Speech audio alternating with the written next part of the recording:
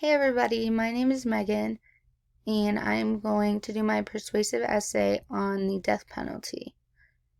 So, according to Adam Lipdick's article in the New York Times, 3 to 18 murders are prevented because of the death penalty. A study done by highly regarded economists show that the murder rates tend to fall as execution numbers rise. So this shows that when the death penalty is the ultimate form of capital punishment, serious crimes will be limited and prevented, with criminals fearing the death penalty. The death penalty debate has increased over time. It has increased nationwide as more and more people try to decide if the death penalty should be allowed as a form of punishment or if it should be banned. So, our own state faces problems with heavy debate on whether or not the death penalty should be allowed as the form of capital punishment.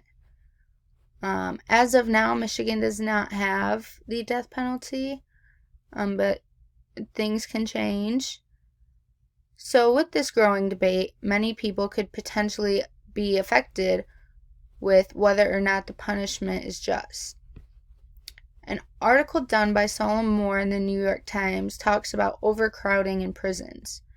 It mentions how a California prison contains over 156,000 people, which is double the system's capacity. All of the criminals suffer from overcrowding, including lack of health care, and the main reason to the overcrowding is the criminals who are sentenced to life in prison with no parole. So imagine a nation without the death penalty, where the criminal isn't afraid to commit a serious crime because life in prison could be a better option to them than their current life. Or say a homeless person commits a crime that could be considered a life sentence, potentially think that they could just live in prison, which would be better than off the streets. So the death penalty exists as the ultimate form of punishment. It is vital for our judicial system. The death penalty has prevented murders and will continue to prevent murders if it is used as a form of punishment. The death penalty is also necessary to limit the overpopulation in prisons, which is a huge problem right now. Like so many other citizens, I am interested in the pros and cons of the death penalty.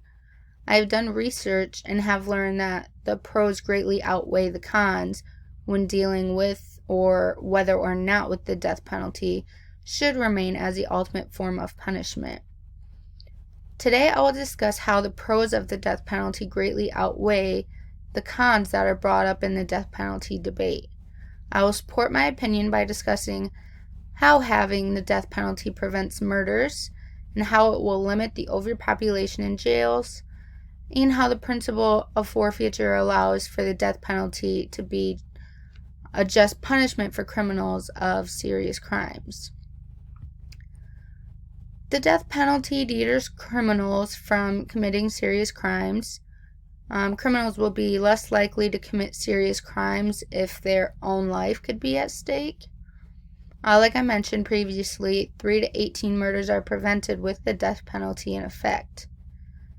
So some others may argue that the deterrent factor when the death penalty is in effect doesn't really exist, and it's just an opinion held by people that are in favor of the death penalty. So some people will say that the death penalty does not deter crime at all. So even an economist from LSU states that she is opposed to the death penalty, but she admits that her research shows that there is a deterrent effect on the criminals that could possibly commit these crimes. This shows that even researchers have their own predetermined opinion on the death penalty, and they can't deny that it does deter criminals from committing serious crimes. Liptak mentions one important study that looked at 3,054 counties over 2 decades, which this shows that the study was extensive and it was held over a long period of time.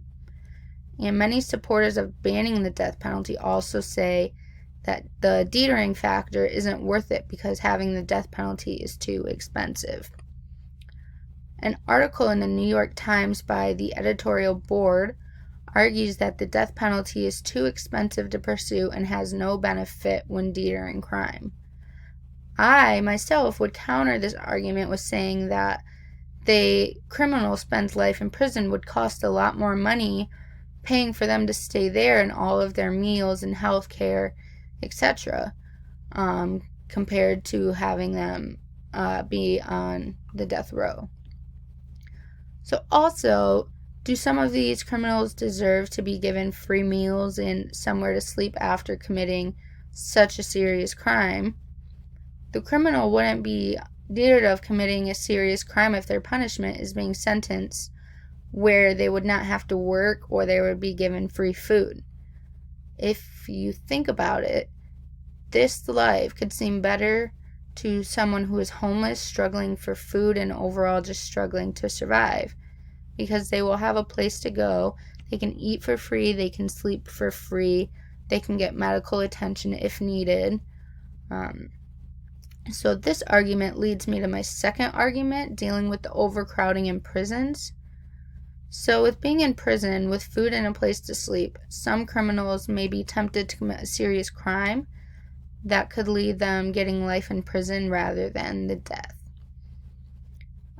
If the punishment is not in place, in Moore's article on prison overcrowding, he states that the prison population is trying to be cut down in a prison in California. It mentions how some criminals with not as serious crimes could be released to help fix this overcrowding problem, while the serious criminals remain in the prison for the rest of their lives. This would mean that they would be letting some criminals off the hook when they could easily commit another crime because they were released from prison. So if all criminals don't have to serve the time they don't deserve, then they might not take the judicial system as seriously as possible, and they could commit a more serious crime. A large number of these criminals in the overpopulated prison are sentenced for life after committing a serious crime. So, should the everyday person be at risk because of criminals are being released from prison, with so many prisoners sentenced for life? If the death penalty was in effect, then all prisoners would serve their deserved time in prison, and the number of criminals in prison for life would be significantly cut down. In effect, the death penalty would keep the everyday citizens safer from previous criminals that could commit more serious crimes. According to a journal by Carol and Jordan Steiker in the American Journal of Criminal Law, it talks about how the death penalty was taken away in the court case of Furman. So since this was taken away, there was a heavy increase in serious crimes and a number of criminals in jail. Some may argue that the death penalty is too expensive, but it is also very expensive for the upkeep of these prisoners when there are so many members serving life in prison. It mentions how even the jail employees want the death penalty because of the overwhelming number of criminals overpopulating the prisons. The safety of employees at these prisons could be intact if there are such a high number of criminals living there. So, the death penalty needs to be established or re-established in every state in the nation. The death penalty is necessary for the nation in order to deter criminals from committing crimes and also prevent overpopulation in prisons. Some opposed to the death penalty may say that the judicial system is not uniform and some criminals could be treated unfairly, but according to the Cumberland Law Review, as a result in 1983, a case ruled that all juries must follow a two-pronged test when determining a criminal court case. This makes the death penalty fair nationwide, and no criminal will be treated differently than others, even if the crimes took place on different sides of the country. The death penalty holds many benefits, and everyone needs to be able to look at both sides of this argument before becoming biased to one of the sides. The government needs to address this debate because this debate has become such a heavy one, and it is necessary for the whole nation to be on the same page. So, future implications. Every citizen deserves the right to feel safe in the place they live in, and the death penalty will help this feeling of security. Members of the victims' families need closure and comfort, and the death penalty provides these emotions.